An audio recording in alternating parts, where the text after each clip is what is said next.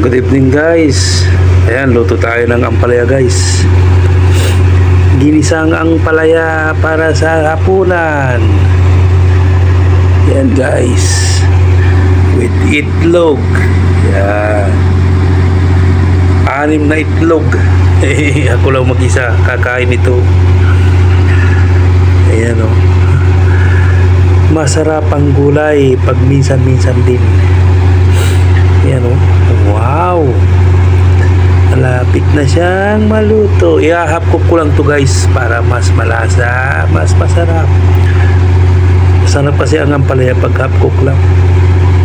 Depende, may ibang tao kasi na gusto nila yung talagang ano rin, lutong-luto. Pero ako gusto ko half cook lang. Yung medyo ano pa, pag kinagat mo yung medyo may lutong-lutong pa ng kunti. Ayan guys, hahaluin ko guys. Mahirap guys pag walang kasama, walang tagahalo, walang tagahawak ng ano. Ayan,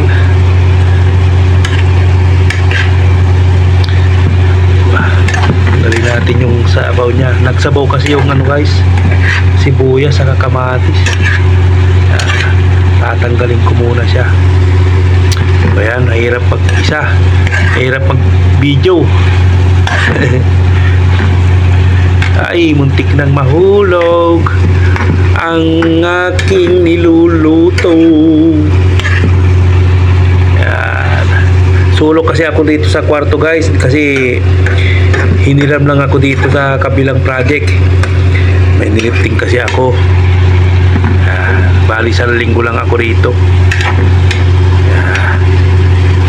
Yan, tambay-tambay muna hanggat siya'y medyo paano siya. Pero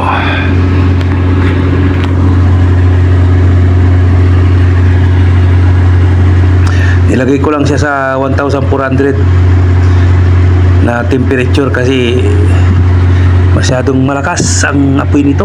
Tingnan nyo guys, oh. Ay yung baga, oh. Oh. Yeah!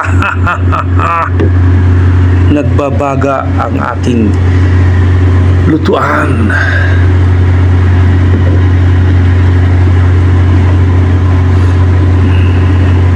Tapon natin tong shell ng eggnog. Itapon. Ito, may basura na ko ito.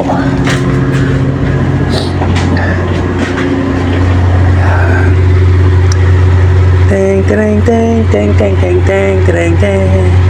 Tokerature karulate wudu.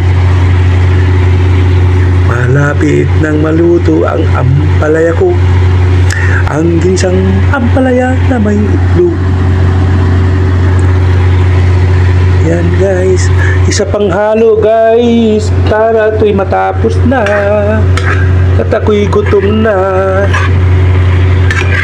Maghapong nagtatrabaho, pagdating mo kahit ika'y pagod, obligadong ikaw ang magluluto.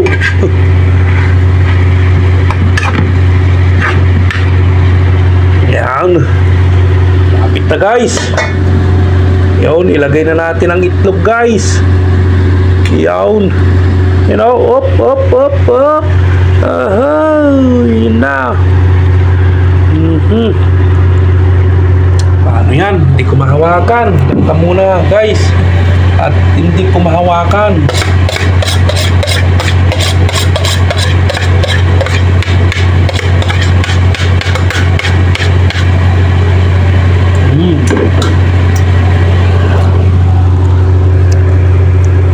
Guys,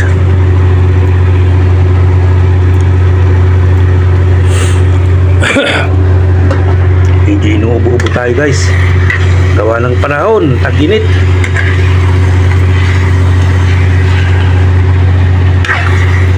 Parang nawala yung 6 na itlog ah. Inain ah, parang marami yata itong ampalaya ko ah.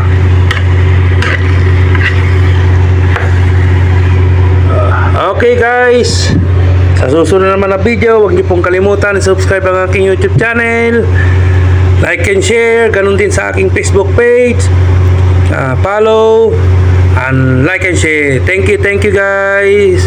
God bless you. Ingat po kayo lahat palagi. Thank you.